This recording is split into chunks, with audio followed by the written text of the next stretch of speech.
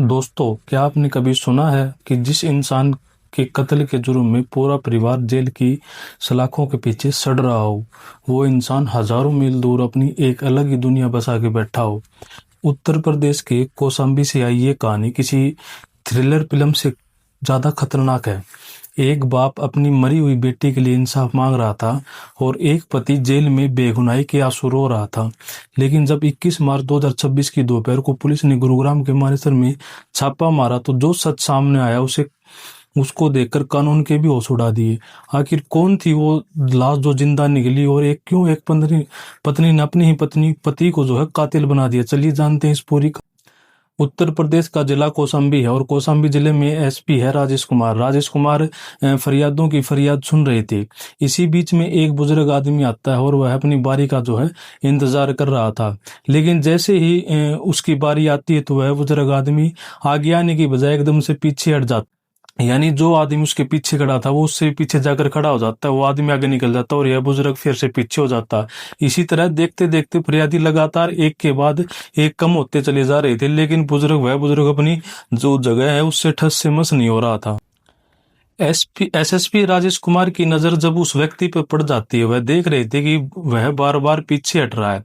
आखिर क्या बात है। तब तक लगभग सभी फरियादियों की जो है वो फरियाद सुनी जा चुकी थी, उनकी बातें जो है वो सुनी जा चुकी थी और उनकी हर एक समस्या का जो है निपटारा भी कर दिया था। राजेश कुमार उस व्यक्ति को रोकते हुए कहते हैं, क्या बात है बाबा, तुम्हें मैं बहुत देर से देख रहा हूँ, तुम लगातार जो है वापिस पीछे चले जाते हो। जब तुम्हारा नंबर आता है तो तुम अपनी बात रख क्यों नहीं पा रहे हो? क्या बात है, तुम क्या कहना चाहते हो?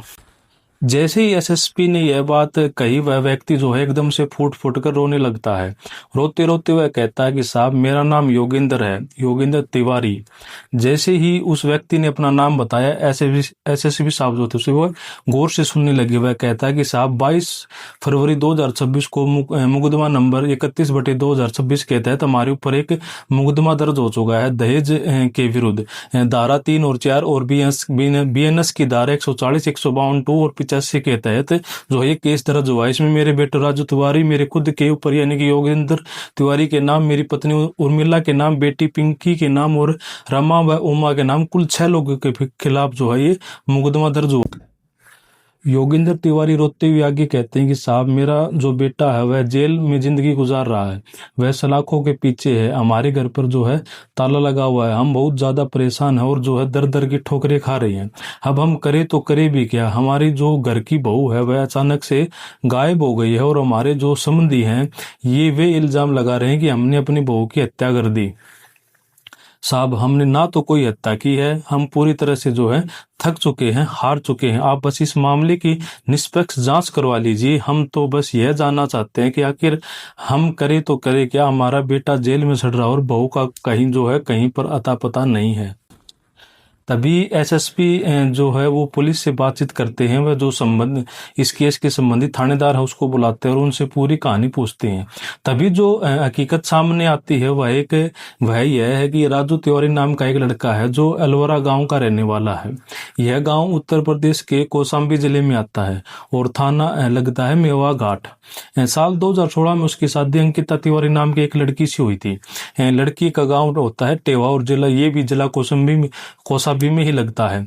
शादी हो जाती है, जिंदगी ठीक ठाक चल रही थी और जो सब कुछ जो है आराम से बीत रहा था। साल दर साल गुजरते गए, लेकिन कुछ सालों के बाद जो है पत्नी में अक्सर झगड़े होने लगे, बात बात पर लड़ाई होने लगी। पति अपनी पत्नी को किसी न किसी बात पर जो है पीट दिया करता था और मारपीट जो उनके बीच में हो जाया करती थी।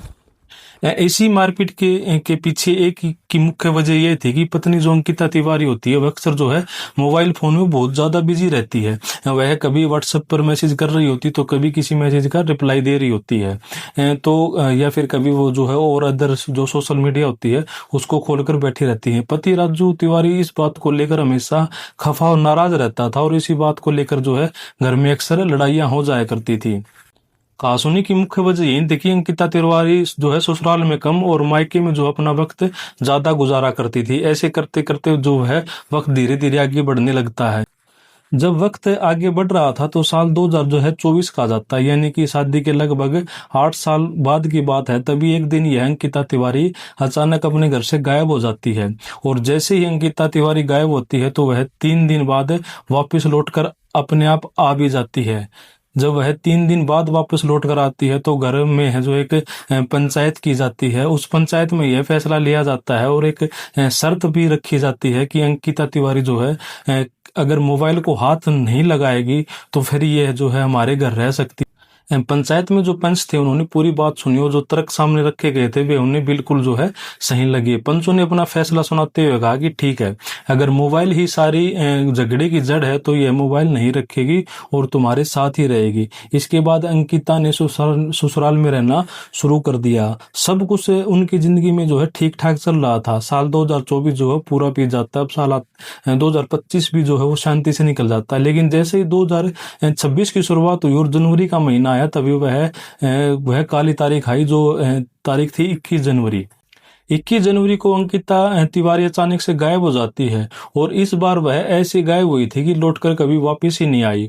उसका पति राजू तिवारी बुरी तरह से डर जाता है और घबरा जाता है। वह जो है तुरंत नजदीक पुलिस स्टेशन पहुंचता है और वहां जाकर कहता है कि साहब, मेरी जो पत्नी है जिसका नाम अंकिता तिवारी है वह अचानक से कहीं गायब हो गई है। राजू तिवारी पुलिस से कहता है कि साहब, उसे हमने हर जगह तलाश किया, हर जगह ढूंढा, लेकिन वह कहीं मिल नहीं रही है। इससे पहले भी वह 2024 में वह अचानक से गायब हो गई थी, लेकिन इस बार मुझे डर लग रहा है, मुझे शक है कहीं कुछ न कुछ गड़बड़ तो उसके साथ कुछ गड़बड़ न हो गई हो। आखिरकार राजू तिवारी थाने में अपनी पत्नी की जो है गुमशुदगी की रिपोर्ट दर्ज करा देता है। गुमशुदगी की रिपोर्ट दर्ज करते हुए लगभग 25 दिन बीत जाते हैं। 25 दिन का लंबा समय गुजर चुका था और उधर अंकिता तिवारी के माता पिता और भाई जब यह खबर मिलती है वे अंकिता तिवारी को लेकर जो है बहुत परेशान हो जाते हैं। अपनी बेटी को हर जगह तलाश कर रहे थे। उन्हें ऐसा लग रहा था कि जो ससुराल वाले हैं उन्होंने जानबूझकर उनकी लड़की को जो है गायब कर दिया या फिर उसकी हत्या कर दी और उसको जो है कहीं पर छिपा दिया। और शायद इसलिए पुलिस जो है वो इस मामले में दिलचस्पी नहीं ले रही है। वो दोबारा थाने जाते हैं और पूरी बात बताते हैं, लेकिन जब थाने में उनकी सुनवाई नहीं होती तो वो जो है बड़े अधिकारियों के पास दौड़ते हैं। शुरुआत में बड़े अधिकारी भी इस मामले को जो है गंभीरता सा नहीं ले रहे थे। हार मानकर अंकिता के पिता सीधा मुख्यमंत्री से शिकायत करते हैं और एक शिकायत जो है वो डीजीपी से भी लगाते हैं। महिला आयोग का भी दरवाजा वो जो है खटखटा देते हैं और साथ साथ एक डीएम को भी एक पत्र लिख देते हैं। तमाम बड़े आला अधिकारियों के पास जब ये शिकायत पत्र पहुंच जाते हैं, साथ ही वे गंभीर आरोप भी लगा रहे थे कि पुलिस जो है वो विपक्षियों से मिल चुकी है। जब पुलिस वालों पर इस तरह के सीधे और संगीन आरोप लगते हैं तो उनकी मजबूरी बन जाती है कि वे कार्रवाई करें। आखिरकार दबाव में आकर पुलिस ने इस मामले में एक एफआईआर दर्ज कर ली और जैसे ही एफआईआर दर्ज की जाती है तो पुलिस जो है एक्शन में आ जाती है। इस एफआईआर में लड़के यानी राजू तिवारी, उनके माता पिता, बहनों और अन्य रिश्तेदारों के कुल जो है 6 लोगों के खिलाफ यह मुकदमा दर्ज किया जाता है। पुलिस ने जब इसकी गिरफ्तारी के लिए दबिश देनी शुरू की तो पूरे परिवार में जो है खलबली मच गई। आनन फानन में उन्होंने अपने घर पर ताला लगाया और वहां से जो है निकल गए। देखते ही देखते राजू तिवारी और उनका पिता योगेंद्र तिवारी पुलिस के डर से जो है फरार हो जाते हैं। राजू तिवारी और उनका परिवार गायब हो जाते हैं और पुलिस उन्हें लगातार जो है ढूंढने लगती है। और जब जगह जगह दबिश दी जाती है तब वकील उन्हें सलाह मशवरा देते हैं कि राजू, धाराएं बहुत जो है गंभीर हैं, इन धाराओं के चलते तुम्हारी जमानत जो है अभी नहीं हो सकती, तुम्हें या तो कोर्ट में सरेंडर करना होगा या फिर पुलिस के सामने खुद हाजिर होना होगा। आखिरकार राजू जो होता है वो कोर्ट जाता है और वहां जाकर जो है वो सरेंडर कर देता है। उसे इस बात का भी गहरा डर था कि कहीं पुलिस उसे रिमांड पर लेकर टॉर्चर न करे, उसके साथ मारपीट न कर दे। वह बार बार यही कह रहा था कि वह बेगुनाह है, लेकिन कानून की नजर में वह जो था आरोपी बन चुका था।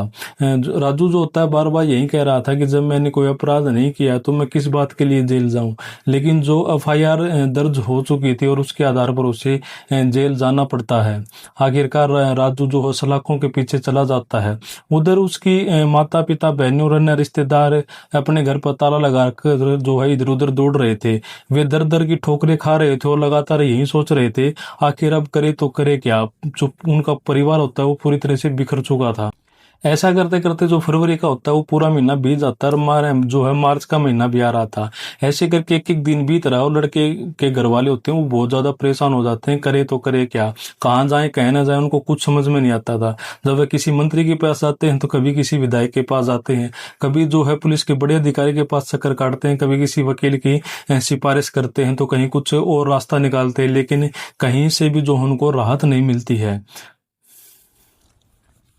तो वे पुलिस अधिकारी के पास जाकर जो है पूरी कहानी सुना देते हैं। वह जो फोन चलाती थी उनका नंबर तो बंद आ रहा था, लेकिन पुलिस ने अब उसके मोबाइल की जो है सीडीआर निकलवा, सीडीआर के जरिए यह पता करने की कोशिश की जा रही थी कि आखिरकार वह पहले से जो है किसके संपर्क में थी, क्या वाकई वह मोबाइल इस्तेमाल करती थी या नहीं, या फिर ससुराल वाले जो है ऐसे ही कोई कहानी सुना रहे हैं। आखिरकार जब उसके नंबर को सर्वेलेंस पे लगाया जाता है और उनकी जो सीडीआर निकलवाई जाती है, तो उस रिपोर्ट के आने के बाद एक बड़ा खुलासा होता है। सीडीआर निकलवाने के बाद यह पता चलता है कि वह अपने ही मौसी के लड़के से बहुत सारी बातें करती थी। इनका नाम रामू उर्फ संकल्प मिश्रा है। रामू उर्फ संकल्प मिश्रा से अंकिता की बहुत ज्यादा बातचीत होती थी, तभी पुलिस को कुछ न कुछ शक जो है वो और ज्यादा हो जाता है। अब पुलिस रामू को पूछताछ के लिए अपने पास बुलाने की कोशिश कर रही थी, लेकिन रामू ने उधर से जो है पुलिस पे ही दबाव बनाना शुरू कर देता है। वह कहने लगता है कि आप हमें फालतू में परेशान कर रहे हैं, हमारे जो है इन सब से कोई लेना देना नहीं है। रामू जो है पुलिस पर ही सवाल उठाने लगा और कहने लगा, आप अंकिता के परिवार वालों को जो है बेफालतू में परेशान कर रहे हैं, लेकिन इसकी बजाय आप अंकिता को ढूंढने की कोई ठोस कोशिश तो कर नहीं रहे हैं। आखिर में यह कैसा कानून है कि जिसकी परिवार की लड़की गायब है उसी को आप परेशान करने लग रहे हैं। रामू की इन हरकतों से पुलिस भी एक बार तो है जो है वो हैरान रह जाती है कि आखिरकार करे तो करे क्या, लेकिन पुलिस ने हार नहीं मानी और बड़ी सूझबूझ के साथ काम लिया। उन्होंने जो है चुपके से रामू के जो होता है उसका फोन नंबर को सर्वेलेंस पर लगा दिया। जैसे ही रामू का नंबर सर्वेलेंस पर लग जाता है, पुलिस के सामने उनकी असली लोकेशन आ जाती है। पता चलता है कि वह ज्यादातर हरियाणा के गुरुग्राम के मानेसर गांव में ही रहता है और जो है वहीं पर काम करता है।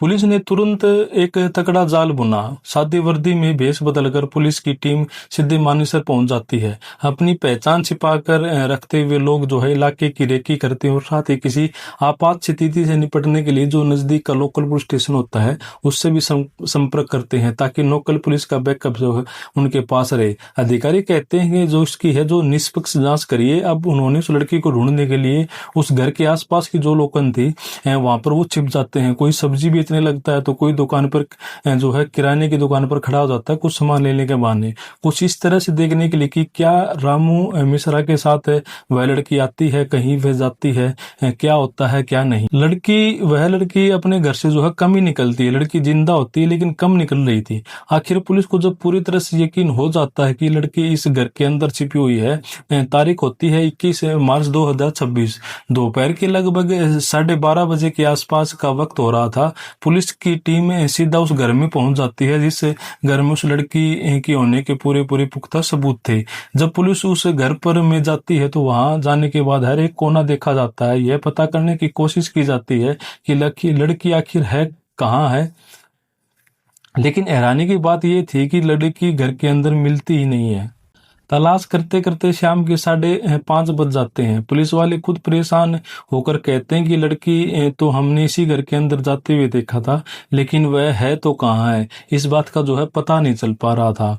उस घर में जो कई मंजिल होते हैं, कई मंजिल होने के बाद जब किसी से सलाह मशवरा दिया कि हर घर की तलाशी लेना जो है वो मुमकिन नहीं है, तो पुलिस वाले जो है एक कड़ा रुख अपनाते हैं। पुलिस वाले वहां धमकी देते और चेतावनी देते हुए कहते हैं कि जिस किसी के घर में भी है लड़की छिपी हुई है उसे बाहर निकाल दो। अगर किसी ने भी चालाकी या होशियारी दिखाने की कोशिश की तो उसे भी जेल जाना पड़ सकता है। यह सुनकर सभी लोगों ने जो है हाथ खड़े कर दिए और कहने लगे कि हमारे पास अंकिता तिवारी नाम की ऐसी कोई लड़की नहीं है। लोग कहने लगे अब चाहो तो हमारे घर की तलाशी ले लो। अब पुलिस वाले जो है वो खुद और भी ज्यादा परेशान हो जाते हैं कि आखिर ऐसे कैसे हो सकता है। फिर जो पुलिस वाले होते हैं वो सीधे छत की ओर जाते हैं। छत पर एक टावर लगा हुआ था और टावर के पास जब पुलिस जाती है तो वहां सीढ़ी लगी हुई थी। उसी सीढ़ी पर आराम से वह लड़की जो अंकिता होती है आराम से बैठी हुई थी। पुलिस वाले उसे देखते हैं लेकिन वह लड़की जो है भागने की कोशिश नहीं कर रही थी, क्योंकि उसे अब एहसास हो चुका था कि वह जो है वहां देर सवेर लेकिन पकड़ी जरूर जाएगी। वह लड़की बस चुपचाप सामने बैठी थी। सोशल मीडिया पर जो है इसका एक वीडियो भी जो है तेजी से वायरल हो रहा है। उस वीडियो के पीछे एक आवाज आ रही है जिसमें साफ कहा जा रहा है कि देखो यह लड़की यहाँ बैठी है, अपनी यह जो है अपने मौसेरे भाई के साथ यहाँ अफेयर में चल रहा है इसका, और ये यहाँ रह रही है और उसी के साथ यहाँ पर रहती है। और दूसरी तरफ देखो इसका जो बेगुनाह पति है उसने अपने सलाखों के पीछे और अपनी जिंदगी बर्बाद कर रहा है। पुलिस ने अंकिता तिवारी को अपनी हिरासत में ले लिया और उसे जो है कोर्ट में हाजिर किया। अब अंकिता कोर्ट में जो भी बयान देगी उसी बयान के आधार पर आगे की कानूनी कार्रवाई की जाएगी। लेकिन इसी बीच इस पूरे मामले में योगेंद्र तिवारी की के बयान के आधार पर एक नया मुकदमा दर्ज कर लिया जाता है। अब जो है खेल पूरी तरह से पलट चुका है। यह मुकदमा संख्या 52 बीएनएस की धारा 273 248 के तहत मेहटवा घाट थाने में दर्ज होता है। पहला मुकदमा जो इसी थाने में दर्ज होता है और दूसरा मुकदमा भी इसी में होता है। इस बार जो मुकदमा होता है लड़की के पिता शारदा मिश्रा, उसके बड़े भाई गोपाल मिश्रा, प्रेमी रामू वरुण तिवारी के खिलाफ भी दर्ज हुआ। इन चारों के खिलाफ कार्रवाई करते हुए पुलिस ने लड़की के पिता और भाई को जो है गिरफ्तार करके जेल भेज दिया। उधर राजू तिवारी जो बेकसूर होकर जो सलाखों के पीछे अपनी जिंदगी गुजार रहा था उसे भी जो है जेल से रिहा कर दिया गया है। पुलिस की जांच से साफ हो गया है कि शादी के बाद भी अंकिता लगातार सालों तक अपने मौसेरे भाई से फोन पर बातचीत करती थी। वह अपने पति से में जो है कम दिलचस्पी लेती थी और जो अपना मौसी का लड़का है उसके साथ ज्यादा टच में रहती थी और उसी के साथ अफेयर भी था, और उस वजह से उसका जो है ससुराल में कम और मायके में वह ज्यादा मन लगता था। पुलिस ने जब इस पूरी घटना का खुलासा किया तो लोगों को अपनी आंखों पर जो है यकीन नहीं हो रहा था। हर कोई हैरान था कि अंकिता तिवारी जिसकी शादी 8 साल पहले यानी कि 2016 में हो चुकी थी, वह शादीशुदा होने के बावजूद इस तरह से भाग रही थी। वह पहले 2024 में घर से निकली, फिर 2026 में दोबारा भाग गई। अब पुलिस जो है इस मामले की गहनता से जांच पड़ताल कर रही है। जो भी दोषी पाया जाएगा उसके खिलाफ जो है सख्त सख्त कानूनी कार्रवाई की जाएगी। अब उन लोगों की सामत आने वाली है जिसकी वजह से बेकसूर लोग जो है सलाखों के पीछे पहुंच गए। दोस्तों, कौसाम्बी की इस सनसनीखेज वारदात ने पूरे उत्तर प्रदेश को जो है झंझोर कर रख दिया है। जिस अंकिता तिवारी के कत्ल के इल्जाम में उसका पति राजू तिवारी और उनका पूरा परिवार सलाखों के पीछे दिन काट रहा था, वह अंकिता तिवारी गुरुग्राम के मानेसर में अपनी मौसी के लड़के के साथ जो है अपनी एक अलग ही दुनिया बसा के बैठी थी। वहां पर जो है आराम से मजे से रह रही थी। लेकिन कहते हैं ना कि कानून के हाथ बड़े लंबे होते हैं। जब पुलिस ने अंकिता की सीडीआर और मोबाइल लोकेशन निकाली तो जो है सारा का सारा सच जो है बेनकाब हो गया। पुलिस की टीम ने जब मानेसर के उस घर की छत पर सीढ़ी के पीछे छिपी अंकिता को अपनी हिरासत में लिया तो पूरी साजिश का जो है वो जो है पत्तों की ढेर की तरह ढह गई थी। जो वीडियो सोशल मीडिया पर वायरल हुआ उसने पूरी दुनिया को दिखा दिया कि कैसे एक प्रेम प्रसंग के चक्कर में एक बेगुनाह पति को कातिल करार दे दिया गया था। अंकिता के पिता शारदा मिश्रा और भाई गोपाल मिश्रा जिन्होंने खुद ही अपनी बेटी की मौत का झूठा प्लान रचा था, आज खुद जो है सलाखों के बीच अपनी बारी का इंतजार कर रहे हैं। आखिरकार 21 मार्च 2026 की उस दोपहर को जो है इंसाफ हुआ। बेकसूर राजू तिवारी जेल के दरवाजों से बाहर आया। उनकी आंखों में आंसू थे पर वह बेगुनाही साबित होने के थे। पुलिस जांच में यह साफ हो गया था कि अंकिता का मन शादी के बाद ससुराल में कभी लगा ही नहीं। उसका दिल तो हमेशा अपने जो भाई होता है मौसी का लड़का उसके लिए धड़कता रहता। आज राजू तिवारी जो है वो आजाद है, लेकिन इस घटना ने समाज के सामने कई सवाल छोड़ दिए। क्या रिश्तों में अब इतनी भी वफादारी नहीं बची? क्या निजी स्वार्थ के लिए किसी बेगुनाह की जिंदगी बर्बाद करना इतना आसान है? कौशाम्बी की यह कहानी हमें सिखाती है कि झूठ की बुनियाद पर खड़ी इमारत चाहे कितनी भी ऊंची क्यों न हो, एक दिन जो है तूफान के सामने उसे गिरना ही पड़ता है।